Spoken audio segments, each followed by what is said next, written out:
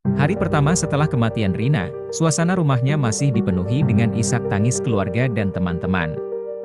Pemakaman telah selesai, dan orang-orang mulai kembali ke rumah masing-masing. Namun, ibunya, Bu Sari, merasa ada sesuatu yang ganjil. Malam itu, dia mendengar suara langkah kaki di kamar Rina, padahal kamar itu seharusnya kosong. Ketika Bu Sari mencoba membuka pintu kamar, ia mendapati ruangan itu masih dalam keadaan terkunci rapat, persis seperti saat mereka meninggalkannya setelah pemakaman. Hari kedua, aroma bunga melati yang biasa dipakai Rina tercium di seluruh rumah. Ayahnya, Pak Dharma, mengira itu hanya perasaan mereka yang masih berduka. Tapi saat malam tiba, terdengar suara seseorang memanggil pelan dari kamar Rina. "Ibu." "Ayah." Suara lirih yang nyaris tidak terdengar.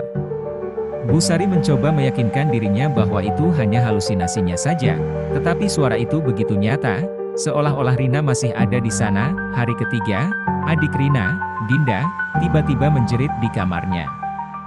Dia mengaku melihat sosok kakaknya berdiri di pojokan ruangan, menatapnya dengan mata kosong. Tubuh Rina terlihat pucat dengan kain kafan yang masih membalut sebagian tubuhnya. Dinda ketakutan dan langsung berlari ke kamar orang tuanya. Ketika Pak Dharma dan Bu Sari mencoba menenangkan Dinda, mereka juga mendengar suara ketukan pelan di pintu kamar Rina. Tidak ada yang berani membuka pintu itu malam itu. Hari keempat, rumah semakin terasa mencekam. Barang-barang di kamar Rina berpindah tempat dengan sendirinya. Cermin di kamarnya retak tanpa sebab yang jelas.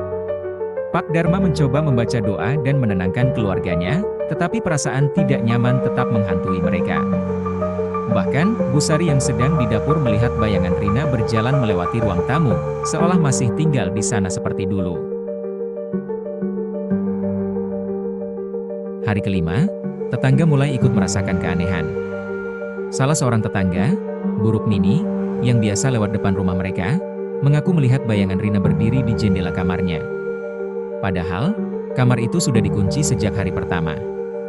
Beberapa tetangga lainnya melaporkan mendengar suara tangisan perempuan dari arah rumah keluarga Rina. Ketakutan mulai menyebar ke lingkungan sekitar. Hari ke-6, suara tangisan terdengar dari kamar Rina sepanjang malam.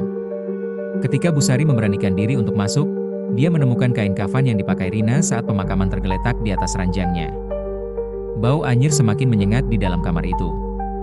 Keluarga mulai panik dan memutuskan untuk memanggil seorang ustaz. Malam itu, Dinda bermimpi bertemu Rina, yang menangis sambil berkata, "Aku kedinginan. Aku sendirian.